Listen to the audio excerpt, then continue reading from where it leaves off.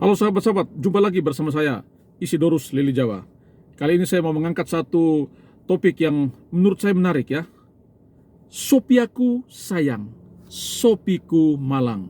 Ya, tentu ini bertolak dari informasi yang saya baca ya, berkaitan dengan aksi penertiban yang dilakukan oleh aparat kepolisian di Kabupaten TTU, yang mana mereka dalam operasi pekat ya berhasil menyita puluhan liter sopi oplosan di salah satu desa di Kabupaten TTU.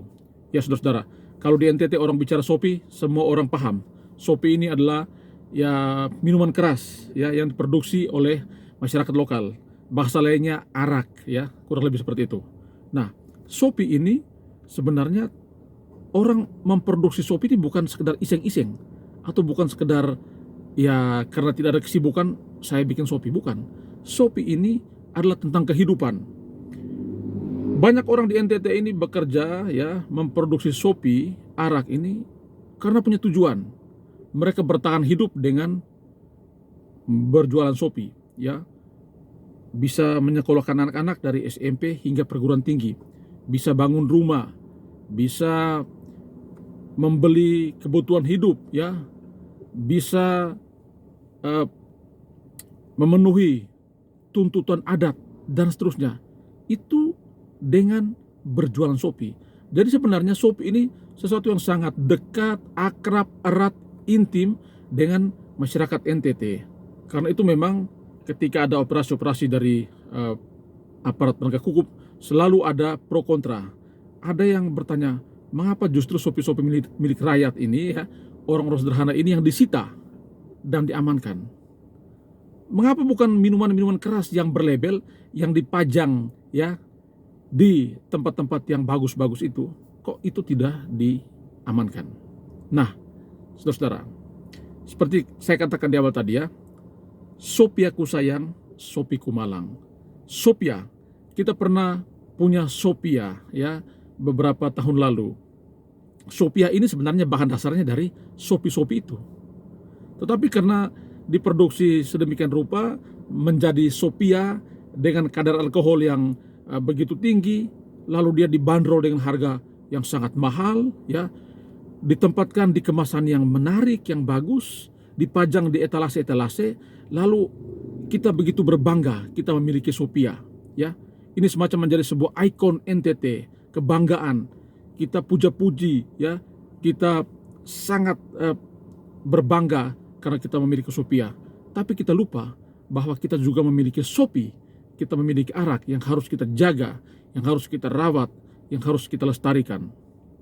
Saya sepakat ya dengan beberapa pendapat bahwa yang kita cegah dari sopi, dari arak itu eksesnya.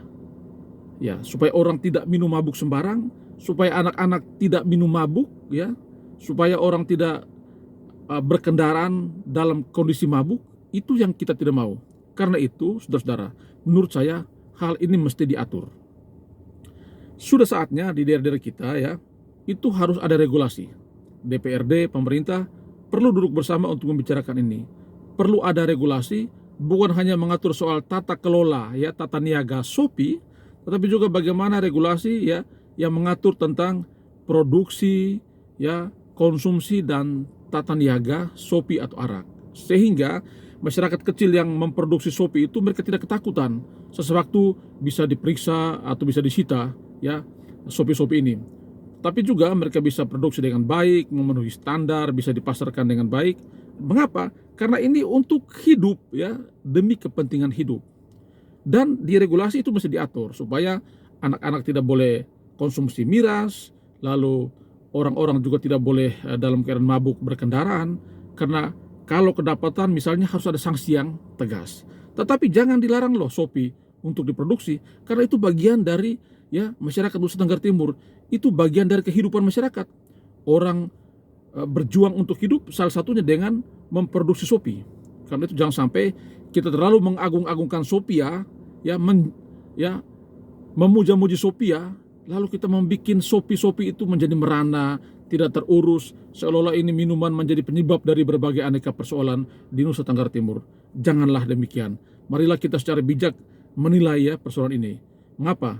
Karena Shopee ya adalah sahabat rakyat NTT ya. Dia sudah menjadi bagian dari keseharian masyarakat. Di dalam upacara-upacara adat budaya selalu ada Shopee. Di balai-balai sederhana ketika orang bincang-bincang ada Shopee. Di arisan-arisan ada Shopee. Di pesta-pesta ada Shopee. Di dalam berbagai acara ada Shopee. Shopee itu sahabat rakyat, teman rakyat ya, yang sangat dekat dengan masyarakat. Karena itu tidak mungkin kita meniadakan dia. Perlu diatur melalui regulasi supaya ya kita mencegah ekses negatif, tetapi tetap merawat ya instrumen-instrumen budaya semacam ini. Dan saya pikir ini tugas kita, tugas pemerintah, tugas sebagai rakyat untuk ya bisa mengelola ini secara bijak dan secara lebih baik. Sehingga saudara-saudara kita tidak hanya ya bereuforia tentang hal-hal yang berkaitan dengan Shopee saja, tetapi kita juga perlu memperhatikan nasib Shopee kita yang saat ini diproduksi oleh masyarakat kita di desa-desa, di kampung-kampung. Demikian saudara-saudara, satu dua hal yang bisa saya sampaikan, boleh berbagi pendapat ya di kolom komentar. Salam sehat dan Tuhan memberkati.